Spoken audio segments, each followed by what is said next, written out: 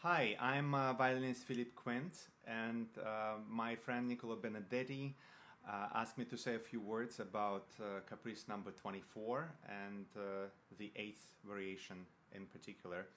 I've been playing this Caprice for a very long time, since my early teens, and I can say that it doesn't get easier with time. If anything, it gets a little more difficult. But experience certainly helps, and if you have a system in place, that's also very beneficial. I'd like to start by, first of all, dividing this variation into two parts. First is a technical approach, and second, what you can do with this variation musically.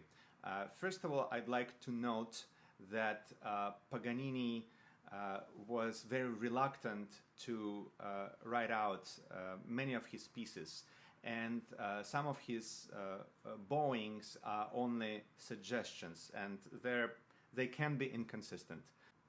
So for this particular variation, he actually marked 8 chords per bow. This is a little ambitious, and perhaps Paganini himself could do it. So we really just need to realize what sounds good to our ears.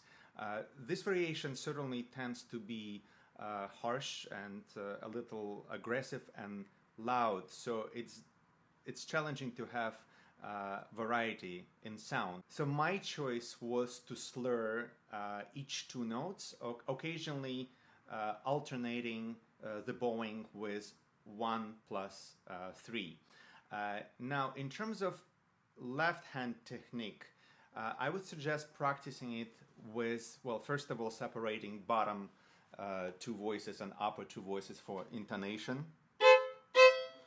And then, in order to have the quickness of left hand with shifting, which is also rather difficult in this variation because of the different configuration that the fingers need to make, I would suggest to move left hand before your right hand as an exercise, and so on.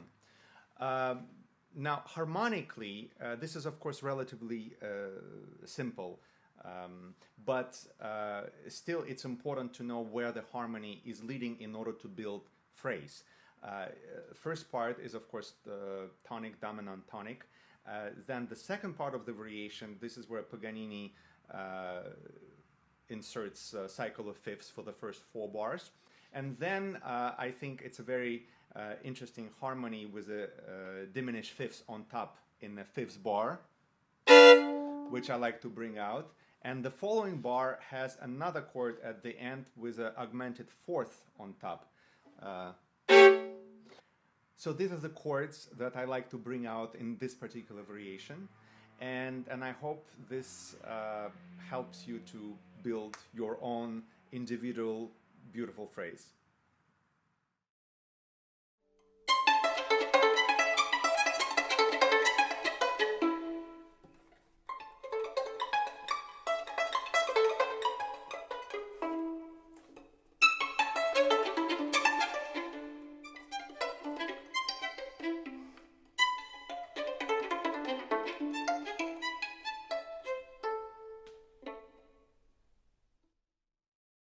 Hi friends, this is Pekka. I'm here to say just a few quick words about variation number 9 in Paganini's Caprice number 24. And listen, I'm just some Finnish guy on the internet. Don't take my word for it. Speak to your teacher. This is important stuff. Left hand pitch is weird.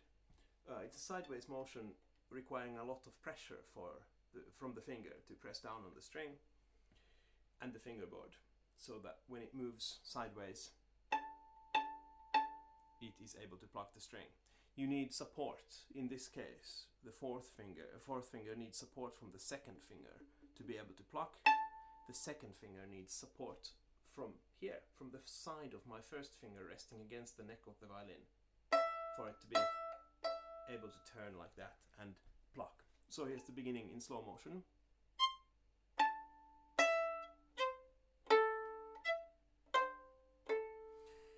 My left hand is leaning right here, it's leaning against the neck of the violin.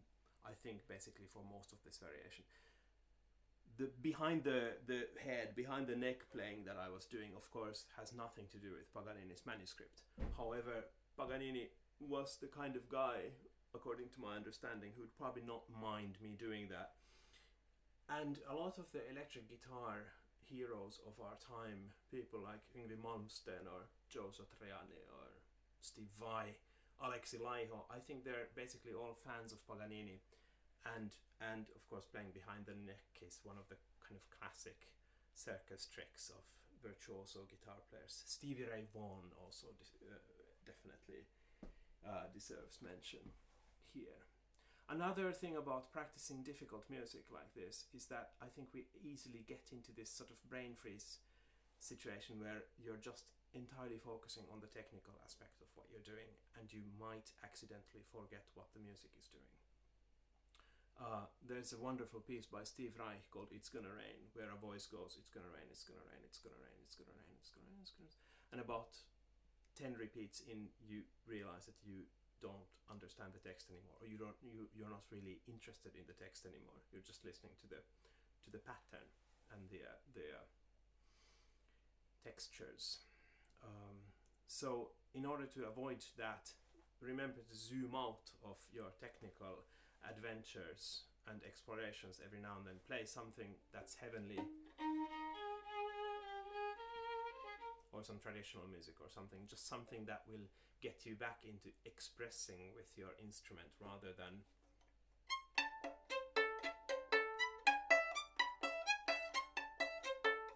this is kind of dangerous territory though. So this is where I'm going to sign off and leave the rest up to you and your teachers. Have fun. This is wonderful music. Paganini was a crazy man. This is opera, this is drama, this is tremendous energy. Go for it, but don't hurt yourself.